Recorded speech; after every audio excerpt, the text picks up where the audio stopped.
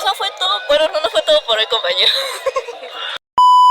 Este es un video de un pequeño recorrido al Museo de Antropología, en el cual mis compañeros Diego, Isul, Angélica, Arely y yo les daremos a presentar a continuación. Mural de las representaciones de Tlaloc. Reproducción de una pintura mural encontrada en el barrio de Tepantitla, en donde podemos ver representado a Tlaloc, dios de la lluvia. Varios sacerdotes ataviados con los atributos de este dios y que navegan en canoas que han sido plasmadas. Dios de las tormentas. El dios de las tormentas fue la deidad más representada en Teotihuacán, aunque desconocemos el nombre que le fue dado por los teotihuacanos. Los rasgos y elementos asociados a este dios los aproximan al dios Tlaloc de los mexicas, el cual fue muy posiblemente el antecedente. El hombre idealizado. Las representaciones antropomorfas de la cultura teotihuacana reflejan una visión estereotipada e idealizada del hombre, al contrario de lo que sucede en otras culturas mesoamericanas. El escultor no intenta perpetuar las imágenes de sus gobernantes o dirigentes. Mural de las manos. Reproducción de un mural del barrio de Tepantitla, en el que diversas manos adornadas con papeles de colores y flores de agua nos remiten a Tlaloc. Hombre idealizado. Esta escultura antropomorfa elaborada en piedra verde, traída probablemente de los yacimientos de la región del estado de Guerrero, muestra la estilización de la figura humana, tal vez asociada a algún ritual teotihuacano, para representaciones de un culto de pubertad. Fue encontrada durante las excavaciones que realizó Leopoldo Batres a principios del siglo XX, en el edificio llamado Casa de los Sacerdotes, cercano a la Pirámide del Sol.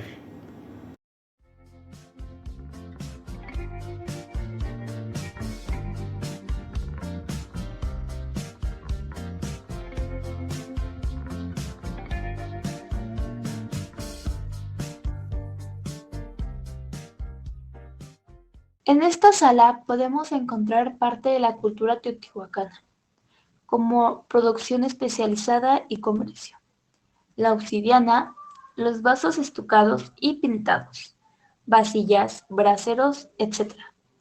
También podemos encontrar los contactos teotihuacanos.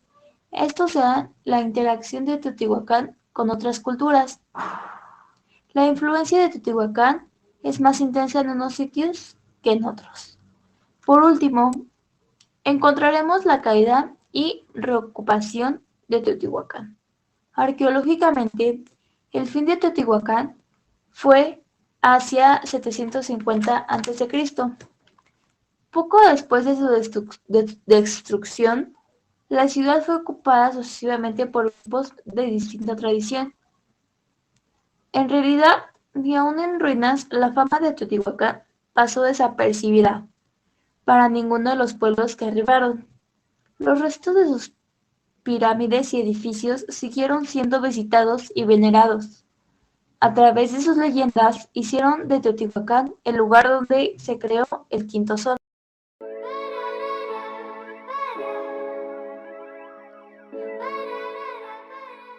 Epopeya de México Tenochtitlan.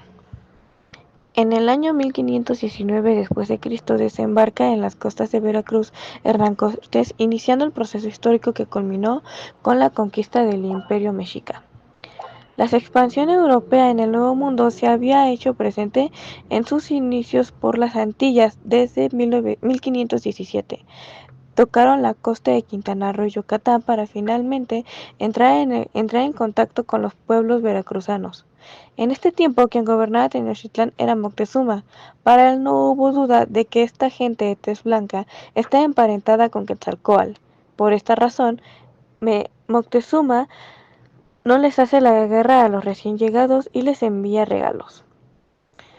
Cortés se aprovechó de los titubeos de Moctezuma y logró aliarse con los totonacos y los tlaxcaltecas, quienes eran enemigos de los mexicas, así que llevaron a cabo una brutal matanza con el propósito era amedrentar al emperador nativo Moctezuma, que es hecho prisionero y obligado a dar vasallaje al rey español Carlos I. Cortés se hace dueño de la situación hasta que retorna a la costa de Veracruz, que provocó el levantamiento indígena y a su regreso Cortés elimina a Moctezuma. Finalmente, el 13 de agosto de 1521, México Tenochtitlan es conquistado a sangre y fuego por las armas españolas.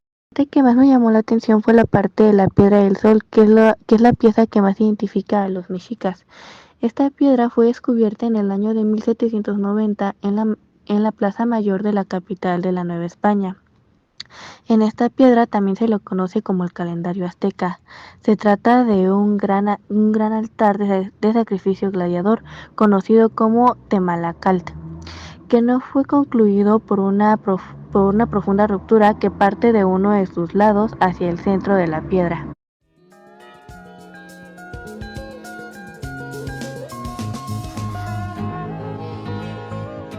Sala Maya. En esta sala se reúnen elementos representativos de una importante cultura prehispánica. Los mayas iniciaron su desarrollo cultural aproximadamente 2000 años antes de Cristo, y en la actualidad aún habitan en esta región sus descendientes. Fueron una de las más brillantes culturas y destacaron en la ciencia y el arte. Construyeron grandes centros ceremoniales y ciudades con pirámides y templos. Se organizaron en estados independientes. Los mayas se distinguieron por conocimientos matemáticos y desarrollaron un sistema de calendario casi perfecto. Crearon una escritura jeroglífica y un sistema de numeración vigesimal. Su economía. La mayoría eran campesinos, pero también habían tejedores y alfareros. En esta sala se muestra que el área maya se dividía en tres zonas. Zona norte comprende los estados de Yucatán y la mayor parte de Campeche y Quintana Roo. Zona central se extiende desde la laguna de Tupilco en Tabasco hasta el río en Honduras. Zona sur aborda la parte más elevada de la tierra maya y los límites del Pacífico. En esta sala también hablaban de los portaincensarios de Palenque. Era cuando se comunicaban con sus dioses los mayas prehispánicos. Los quemaban incienso, sangre y otras ofrendas en vaseros especialmente fabricados para tal fin. El palenque se colocaba sobre soportes de forma cilíndrica, decorada con rostros que han sido llamados portaincensarios por los especialistas. Estos objetos se muestran entre las piezas más importantes que produjeron los mayas. A partir del siglo X, por factores socioeconómicos, terminó el periodo clásico, dando paso al posclásico. Durante este periodo proporcionó el final de la vida a la gran civilización maya.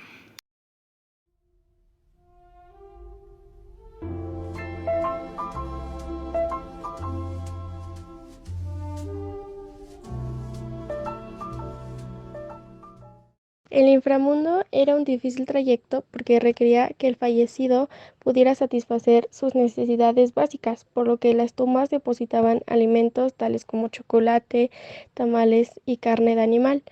En lo más profundo de la pirámide del Templo de las Inscripciones, la cripta funeral de Pacal continúa asombrándonos. En esta reproducción vemos detalles hoy perdidos pero visibles cuando fue descubierta en 1952 por el doctor Alberto Ruz.